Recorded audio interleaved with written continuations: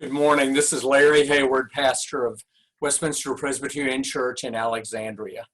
Yesterday morning, I caught a glimpse of an image on CNN of the giant Christ the Redeemer statue in Rio de Janeiro, Brazil, lit up in the night sky to look like a doctor.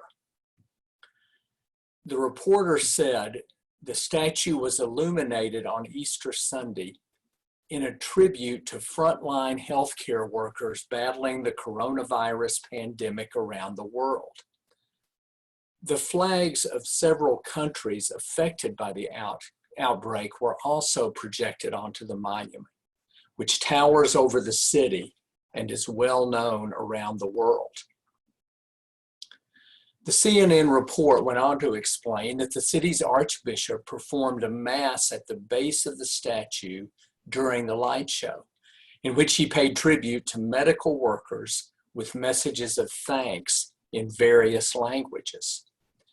Now, I'm not normally a visual person, and the idea of an image of Christ wrapped in flags of any nations does not in most circumstances set well with me. But somehow this light show seemed different.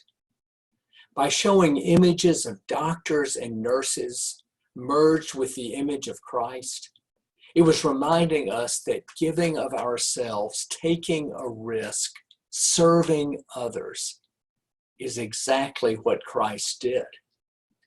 And by showing images of flags of nations which have been hardest hit by this pandemic, it was reminding us that Christ is with us at our most vulnerable points of illness, depression, injury, warfare, natural disaster, death. In a recent New Testament class, we came across a passage from Hebrews that refers to Jesus as the great high priest. It's a passage on which Patrick preached a couple of weeks ago. The writer of Hebrews says, "Since then we have a great high priest who has passed through the heavens.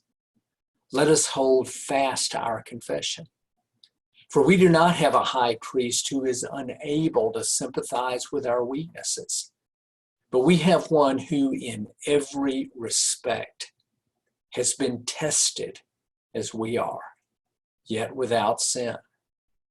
Let us therefore approach the throne of grace with boldness so that we may receive mercy and find grace to help in time of need." This passage is saying that even though Christ has passed through the heavens in his journey toward us, he is able to sympathize with our weakness because he has been tested in every way that we are tested. Therefore, we can receive mercy from him in our time of need, and we can hold fast to doing what we need to do because we know that he has been through what we are going through. I know that we are starting our 5th week of staying at home. Parents are trying to teach children. Children are trying to go without seeing friends. People who live alone are trying to live alone without so much as a hug or a handshake from another human being. Many people in our country have lost jobs. Many are worried about losing jobs. And we don't really know when or at what pace we will return to normal. The final image on the statue was a slogan projected onto the statue's outspread arm. In English, it reads, "Stay at home." Staying at home is what we need to be doing. And we can do it because God is with us in and through our great high priest, Jesus Christ. We can do it because Christ did it. And Christ is with us every step of the way, every evening in the quiet, every lesson in the learning of children. Amen.